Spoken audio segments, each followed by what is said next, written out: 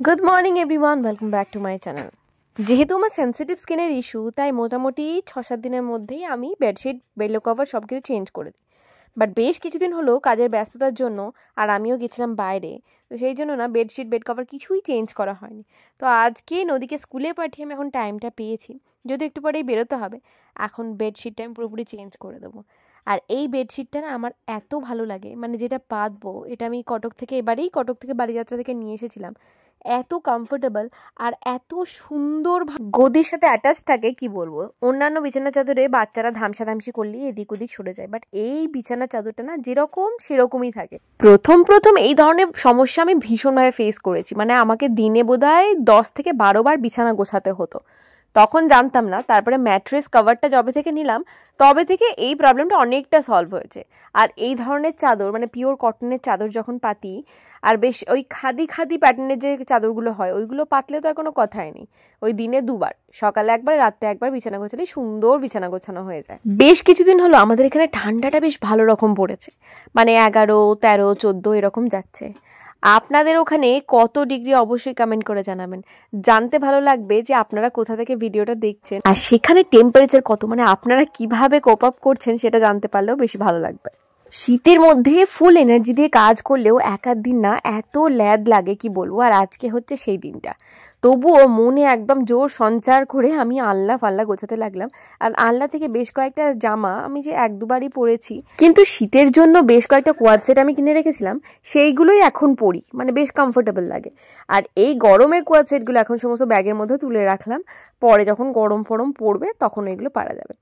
আর বেশ কিছুদিন ধরে ভাবছিলাম আল্লাহটা গোছাবো করে হচ্ছিল না। মিস্টার মুখার্জিকেও ডাকলাম, বললাম তোমার কয়েকটা গেঞ্জি যেগুলো পরবে না সেগুলো বের করে দাও, রং উঠে গেছে অনেক সময়, তো সেইগুলোকে আমি নাতা ফাতা যা হোক একটা কিছু করে দেবো।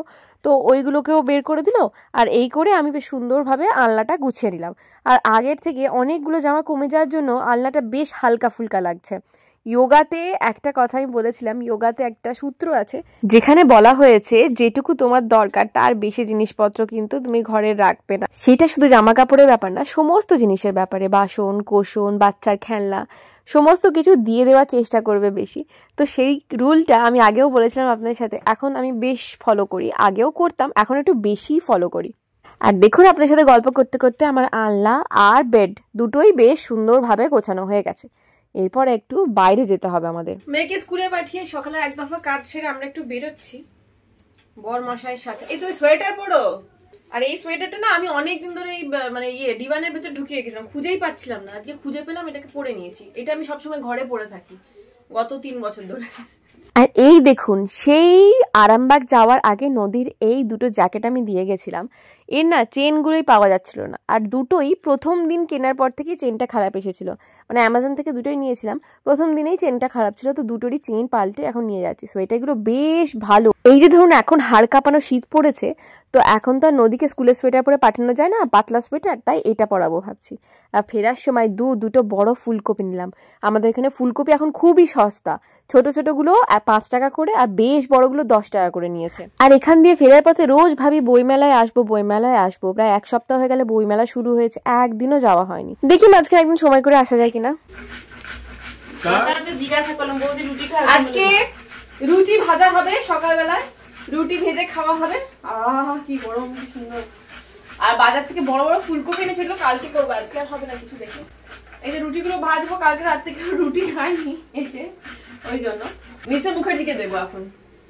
আমাদের বাড়িতে 2 ভাই মা বলুন এই রুটি মানে পরোটা করার থেকে রুটি তেল দিয়ে ভেজে বেশি খায়, আমার আবার অতটা ভালো লাগে না। যেখানে ব্রেকফাস্ট করতে বসলো, রুটি তরকারি এর সঙ্গে ডাল সেদ্ধ ধনে পাতা কলামলা কি সব নিয়েছে, আবার চা সাথে, ভগবান। আর আমি চললাম এখন রুকসানার বাড়িতে করতে, কি বলে ও অনেকদিন ধরেই বলছিল ওই কি পিঠে নাকি বানায় ওদের বাংলাদেশে ফেমাস। আমি বলছিলাম আজ খাবো কাল খাবো এরকম করে বলছিল, সকাল থেকে 2 বার ফোন করেছে, তা এখন যাই। আচ্ছা, তো এই পিঠেটা নাকি বাংলাদেশে খুলাজা পিঠা নামে পরিচিত। এটা মাটির মালসা করে বানানো হয়। মাটির তৈরি চওড়া একটা প্যান গ্যাসে বসিয়ে তার উপরে ব্যাটারটা দিয়ে ঢাকা দিয়ে আস্তে আস্তে পিঠেটা তৈরি হয়। আর কেমন জালিওয়ালা পিঠে, বেশ অন্যরকম খেতে। আর এইদিকে দেখুন খেজুরের রস, এটা কিন্তু গুড় না, খেজুরের রসটাকে একটু ফুটিয়ে ঘন করা হয়েছে বোধহয়, তো ওটা দিয়েই খাওয়া হচ্ছে, বেশ ভালো লাগলো। এটা আবার নন ভেজ মানে চিকেন, ডিম, তারপরে চিংড়ি মাছ এই সমস্ত দিয়েও এই পিঠেটা নাকি খাওয়া যায়। ধরুন ছোটবেলা থেকে আমরা মা ঠাকুমার কাছে যে সমস্ত পিঠে খেয়ে এসেছি সেই সমস্ত পিঠে বানাতে আমি পারি, আর রোকসানাও পারে, কিন্তু এইগুলো একটু নতুন রকমের খেলাম আর কি। হ্যাঁ, এইটুকু যেটা তুলতে হবে, লতিয়ে ওপরে তুলবি। কি সুন্দর শিম ধরেছে দেখুন। কই শসা 2-3টা খাও। আর এইগুলো কি ধনেপাতা? হ্যাঁ, এগুলো এটা ধনেপাতা। এ বাবা, শসাটা এইখান থেকে দুটো খাওয়া হয়ে গেছে অলরেডি। বড় শসাটা কিরকম ছোট ছোট হয়ে গেছে। এগুলো অর্গানিক শসা তো। ও বাবা, এরকম এরকম কাঁটা ফোটা কেন? অর্গানিক, এটা তো ক্ষীরা শসা, ক্ষীরা শসা। মানে এই দেখ আরো শসা দেখ, এই ক্ষীরা, এগুলো ক্ষীরা। এই যে এটা তুলে নে, এগুলো বিয়ে হয়ে গেছে তো, খারাপ হয়ে যাবে। আর আমি এখন খাবো না, পরে খা। এই দেখ ছোট ছোট হয়েছে, এই যে। হ্যাঁ, এগুলো শসা ধরেছে। এখানে আরেকটা, এই যে এখানে আরেকটা। এই শসাগুলো বড় হচ্ছে না কেন? না, এটা তো ক্ষীরা শসা, এরকমই হবে। এই যে বিন করাই। তুই একই সাথে শসা বিনস দুটোই লাগিয়েছিস? আরে তুলে নে, বিনসটা মোটা হয়ে গেছে, নষ্ট করবি কেন? পেকে যাবে 2 দিন পরেই। বিনস ধরেছে কি সুন্দর দেখুন, এই যে বিনস ধরেছে। এখানে একটা পুচকে শসা। শসা না কিন্তু এটা ক্ষীরা। ক্ষীরা তো শসাকে হিন্দিতে ক্ষীরা বলে না, শসা হচ্ছে লম্বা লম্বা গুলো, এগুলো হচ্ছে ক্ষীরা। দুই প্রজাতি শসা গ্রুপেরই, বাট এটা হচ্ছে ক্ষীরা আর ওগুলো শসা। এটা হচ্ছে রুকসানার বাড়ির ইয়ের বাগান। আর রুকসানা গাছে সবেদা দেখুন, কত সবেদা। উড়ে বাপ, এটা কে খেয়েছে এরকম করে? পাখি। এই দেখ, পাকেনি তা সত্ত্বেও খেয়েছে। এগুলো অনেক মিষ্টি তো, কাঁচা কাঁচাই খেয়ে ফেলে। গাছে প্রচুর সবেদা হয়েছে, দেখাচ্ছি বাইরে থেকে। পুরো ভর্তি সবেদা, পুরো ওপর থেকে শুরু হয়েছে একদম নিচ পর্যন্ত সবেদায় ভর্তি। আজকে আমার এক্সারসাইজ করতে অনেক দেরি হয়ে গেল। ইভেন ব্রেকফাস্ট করার পর আমি এক্সারসাইজ করছি। দেখুন 12টা বাজতে চললো, তবুও করবো আমি। এই নদী এখন কামড়িয়ে নেবু খেতে বসেছে, কামড়িয়ে নেবু। ট্রেনে আমার বাবা বলতো, বাবা ট্রেনে যাতায়াত করতো তখন, যখন চাকরি করতো তখন, যারা হকার আছে এইভাবে বিক্রি করতেন ওনারা, যে কমলা লেবু বলতো না আর কি, মানে ওদের এটা স্ট্র্যাটেজি, বিজনেস স্ট্র্যাটেজি আর কি। কামড়িয়ে দেবো, কামড়িয়ে দেবো, এমন কামড়িয়ে দেবো বলে আর কি। তো ওটাকে এইভাবে বিজনেস স্ট্র্যাটেজি করে অনেকে হয় না। কেমন মিষ্টি? আচ্ছা, সবাই একটা একটু কমলা লেবু খেয়েছে, এবার মায়েরও খাওয়া গেছে, এবার আমি খাবো। কিন্তু মিস্টার মুখার্জি খাইনি, মিস্টার মুখার্জি শুধু কলা খেয়েছে। নদীকে টিউশনিতে দিয়ে চলে এলাম, আর আমি এখানে বসেছি একটা নারকেল নিয়ে নারকেল করতে। হঠাৎ করেই ভাবলাম কিছু পিঠে টাইপস বানাই আর সবাইকে দেবো। ও মা, শেষ পর্যন্ত কি হলো সেটা তো আপনারা দেখতেই পাবেন। এই যে নারকেলটা আমি কাটছি না, এক ফোঁটাও জল বেরোয়নি, পুরো ঝুনো নারকেল বলতে পারেন। একটা ফোঁটাও জল ছিল না এর মধ্যে। আমি প্রথমে ভাবলাম, যখন ফাটাচ্ছিলাম অথচ জল পড়ছিল না, ভাবলাম যে হয়তো নারকেলটা ভেতর থেকে পচা বেরোবে। যাক, নারকেলটা বেশ সাদা সুন্দরই ছিল, কিন্তু জল নেই দেখেই মনটা খারাপ হয়ে গেল। তারপরে ভাবলাম দূর যা আছে কপালে তাই হবে, কোনো কিছু না ভেবে নারকেল কুড়তে বসলাম। আমাদের আরামবাগের বাড়িতে না একটা সময় 3-3টে নারকেল গাছ ছিল, যেখানে প্রচুর নারকেল ডাব এই সমস্ত ধরতো। মানে আমাদের বাজার থেকে নারকেল কিনে খেতেই হতো না। কিন্তু আমরা যখন বাড়ি করেছিলাম না, আশেপাশে এত বাড়ি ছিল না। আস্তে আস্তে যত বাড়ি হতে শুরু করলো, তাদের ধরুন এবার জানলা টানলা সমস্ত কাঁচের হয় না, নানান ধরনের ডিজাইনের জানলা টানলা হতে শুরু করলো। এবার ডাব পড়ে তাদের কাঁচের জানলা ভেঙে যেত, কখনো কারোর মাথায় পড়তো। কারণ আমাদের হাতে তো নেই যে ডাবের গাছটা কত দূর পর্যন্ত যাবে, হয়তো আমাদের উঠোন থেকে বেরিয়ে বাইরের দিকেও চলে গেছে। তো এইভাবে একটা একটা করে কাটতে কাটতে 3-3টে নারকেল গাছই কাটা হয়ে গেছে। ছোটবেলার দিনগুলো এখনো মনে পড়ে জানেন। আমার পিসির ছেলে বাবু, সে খুব তত্তর করে নারকেল গাছে উঠতো, আর ওঠার সাথে সাথেই বেশ ভালো ডাব হাতে পায়ে, মানে পায়ে করে লাথি ভেঙেই ডাব ভেঙে দিত। ওর কাটারির দরকার পড়তো না। আমরা নিচে ওয়েট করতাম কখন ও ডাব পেড়ে নিচে নামবে, আর তারপরে আমরা ডাব কেটে খাবো। কারণ ছোটোবেলা থেকেই ডাবের শাঁস খেতে আমাদের ভীষণ ভালো লাগে। আর তখন ধরুন এখনকার মতো এই হুটপাট জিনিস কিনতে যাওয়া বা বাইরে জিনিস কিনে খাওয়া, ডাব আমাদের বাড়িতে আছে মানে আমরা বাড়িতেই খাবো। বাইরে থেকে ডাব কিনে খাওয়া তখন খুব কমই হতো। শুধুমাত্র ডাব না, যে কোনো জিনিসই বাইরে থেকে কিনে খেতে খুবই কম খেতাম আর কি। এখন যেমন কথায় কথায় বাইরের জিনিস খায় না, তখন সেটা হতো না। এরপর বাবা বাড়িতে বেশিরভাগ থাকতোই না, চাকরি সূত্রে বাইরেই থাকতো। তো বাবু যখন ডাব পারতো, আবার ও কেটেও দিত, আমরা সবাই বসে বসে একটা একটা করে ডাব খেতাম, কারোর সাথে ভাগও করতে হতো না। সেই দিনগুলো এত মজার ছিল, এখন তাই ভাবি বসে বসে। আবার পিসির বাড়িতে ছিল বিশাল বড় একটা জাম গাছ, সেই জাম গাছে এত জাম হতো, আর প্রত্যেকটা জাম এত মিষ্টি, মানে অনেক জায়গায় জাম খেয়েছি, ধরুন একটু কষা কষা লাগে তো, আর বড় বড় সাইজের জাম, ভীষণ মিষ্টি। ওপর থেকে যদি একটু নিচে পড়ে যেত, টুস করে পুরো একদম নিচে পড়ে যেত।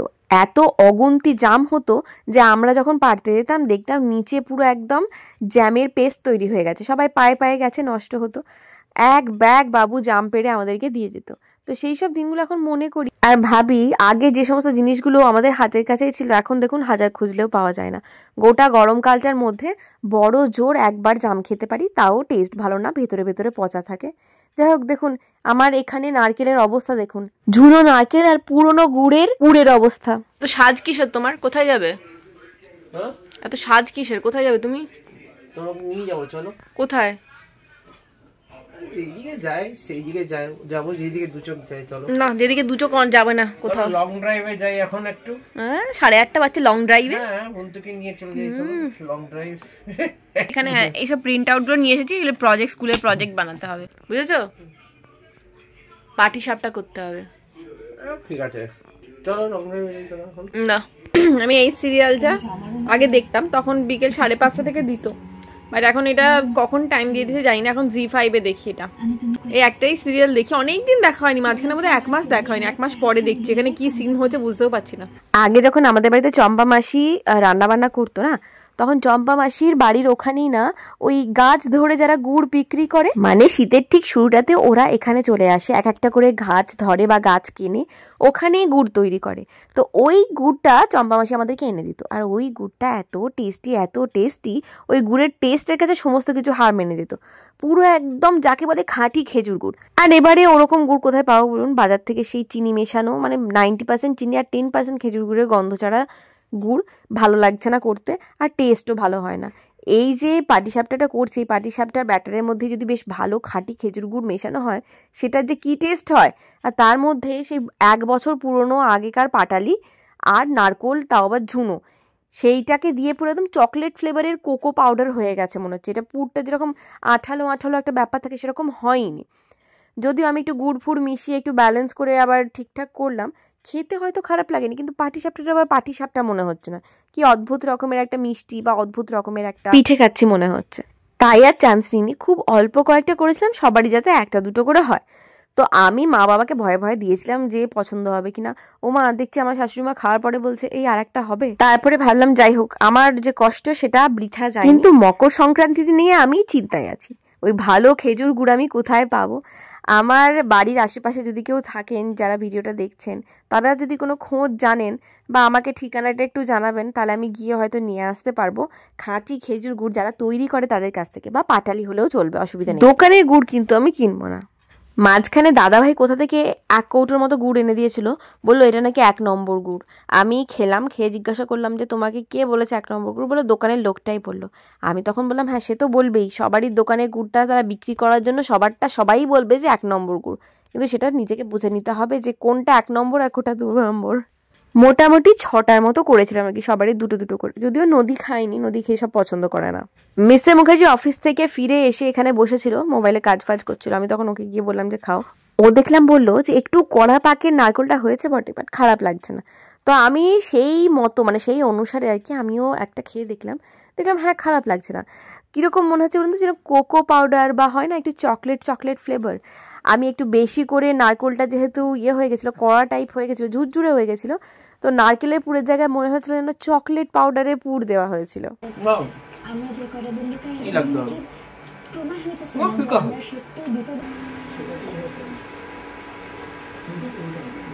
তুমি খুব কি কাজে ব্যস্ত আছো? না, কেন, কি? তোমাকে একটা জিনিস দেখাবো। কি? এই দেখো। এটা কি? এটা আমার একটা ড্রেস। কি ড্রেস? Long dress. কেমন হয়েছে দেখতে? ভালো। গাউন? ও, এটা লম্বা গাউনের মতন। এটা আমি তোমার পকেট মেরে কিনেছি। পকেট মেরে? জানি না কখন পকেট মারলে। তোমার মানি ব্যাগ থেকে। মানি ব্যাগে তো দেখি শর্ট দেখলাম না। ইয়েস, তুমি কি প্রত্যেকদিন মানি ব্যাগ চেক করো তার মানে? হ্যাঁ, কে টাকা নেবে তোমার? তোমার মানি ব্যাগ থেকে কিনেছি আমি এই ড্রেসটা। ভালো করেছো। কালকে পরে এটা ঘুরতে বেরোবো, ঠিক আছে? বাজার আনতে যাবে? এইটা পরে বাজার আনতে যাবো। এটা পরে একদম বডিকন ড্রেস একটা, এটা পরে বাঁকড়াহাট বাজার যাবো, বুঝলে? এভাবে কি করতে এসছে এই ড্রেসটা পরে এখানে? হাতে তো আমার এই ডান্ডাটা সবসময় থাকে, সবাই শুটিং করতে এসেছে বাজারে। কাদার মধ্যে করবে। হ্যাঁ, আর এটা একটা হাই হিল জুতো পরবো, ঠিক আছে? এটার সাথে ভাল লাগবে দেখতে। তুমি স্কুলে বসে থাকবে, তাই এরপর থেকে তুমি তোমার মানি ব্যাগটা চেক করে রেখো। মানি ব্যাগটা অন্য জায়গায় রেখে দেবো। হ্যাঁ, মানি ব্যাগটা অন্য জায়গায় রেখে দেবো। তুমি কোথায় রাখবে বাড়ি ছাড়া? যে মেয়ে পরামর্শ দিচ্ছে, আমি শুনতে পেয়ে গেছি, গাড়িতে রাখবে। টিং ding ding ding ding ding টিং ডিং ডিং ডিং ডিং, দরজার ভেতরে রেখে। তুমি এত ফুসফুস করে বলছো, এই ফুসফুসটাই হুসহুস হয়ে যাচ্ছে। সব শুনে নিচ্ছে।